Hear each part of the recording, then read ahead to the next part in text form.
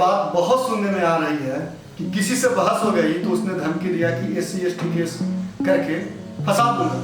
अब सोचिए, जिसने कभी किसी को हाथ नहीं लगाया, अपमान नहीं किया, अगर उसे धमकी मिल जाए तो स्वाभाविक है कि वो डर जाएगा। लेकिन मैं आपसे कहता हूं कि डरिए मत, कानून सबके लिए बराबर है। SC/ST एक्ट किसी को परेशान करने के लिए नहीं बनाया गया है, वो बना है सम्मान के लिए, रक्षा के लिए। सबसे पहले समझिए, SC/ST एक्ट यानी schedule caste, schedule tribe prevention of atrocities act, ये जो हमारे पास जो किताब है SC/ST एक्ट, इस नियम को बनाने का मकसद ये था कि दलित भाई या आदिवासी भाई का अपमान, अत्याचार एवं उसके साथ हो रहे भेदभाव से बचाया जाए। और उसमें इसके कानून में गिरफ्तारी का प्रावधान इसलिए कड़ा रखा गया था कि यदि चूंकि वो लोग समाज के सबसे निचले तबके के लोग होते हैं, अगर कोई परेशान करता है, अगर वहाँ वो पहुँच जाते हैं तो वो अगर वो कंप्लेंट लॉन्च करते हैं तो बड़े लोग मिल करके उस कंप्लेंट को खत्म न कर दे। इसलिए इस किताब में, इस एक्ट में प्रावधान दिया गया है, आप यदि किसी व्यक्ति के विरुद्ध SC/ST एक्ट में केस करते हैं तो उसकी गिरफ्तारी जरूरी है। और ये चीज मेरे हिसाब से न्याय हित में आवश्यक भी था कि जो निचले पैदान पर लोग हैं उसे एक ऐसा हथियार दिया जाए, जो वंचित लोग हैं उन्हें ऐसा हथियार दिया जाए कि जो बड़े लोग होते हैं, अमीर लोग होते हैं, उनको परेशान न करें। क्योंकि इस गरीब का बहुत ज्यादा ना अप्रोच होता है, ना पैसा होता है। लेकिन कभी कभी इस कानून का गलत इस्तेमाल होने लगता है और निर्दोष व्यक्ति को मन में डर आ जाता है। लेकिन मैं आपको इस वीडियो के माध्यम से ये बताना चाहता हूँ कि यदि आपको कोई झूठा केस में फंसाने का धमकी दे तो सबसे पहले घबराइए मत, क्योंकि जो सच्चा आदमी रहेगा वो कभी डरेगा नहीं और कभी हारेगा नहीं।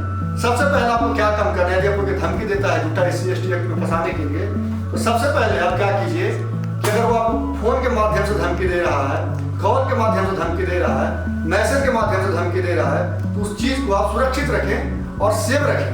अगर आपको ब्लैकमेल या फिर जो धमकी बहुत ज्यादा गंभीर है तो आप पुलिस में एप्लीकेशन दे करके झूठे केस में फंसाने के लिए वो ऐसा कर रहा है, ये आप आवेदन में दे सकते हैं। इससे आपका जो रिकॉर्ड बनेगा कि आप पहले से ही सतर्क थे और वो व्यक्ति पहले से ही आपको धमकी दे रहा था, इसकी सूचना आपने अपने संबंधित थाना में दी है।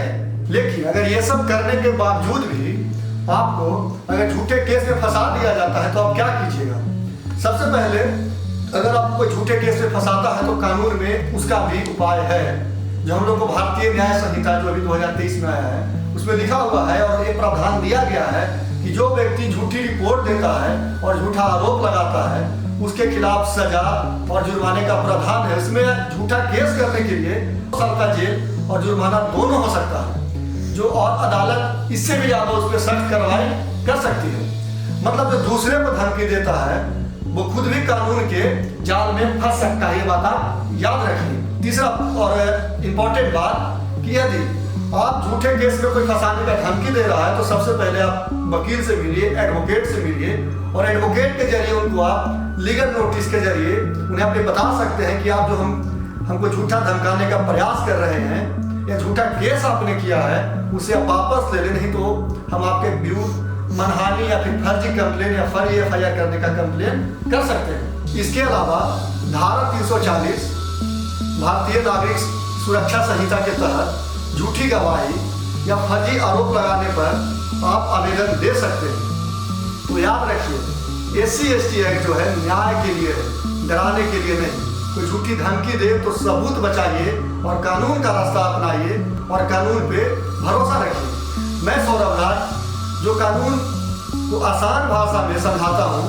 अगर आप चाहते हैं कि लीगल ड्राफ्टिंग या लीगल नोटिस का ड्राफ्टिंग कैसे होता है तो आप कमेंट बॉक्स में जरूर लिखिए और कमेंट बॉक्स में आप लिखिए ड्राफ्ट चाहिए, तो हम आपको नई वीडियो में लीगल नोटिस कैसे ड्राफ्ट किया जाता है ये जरूर बना करके आप लोगों के समझ रखेंगे। और एक बात याद रखिएगा, कानून सबके लिए बराबर होता है, बस सही रास्ता जानना जरूरी है। धन्यवाद दोस्तों।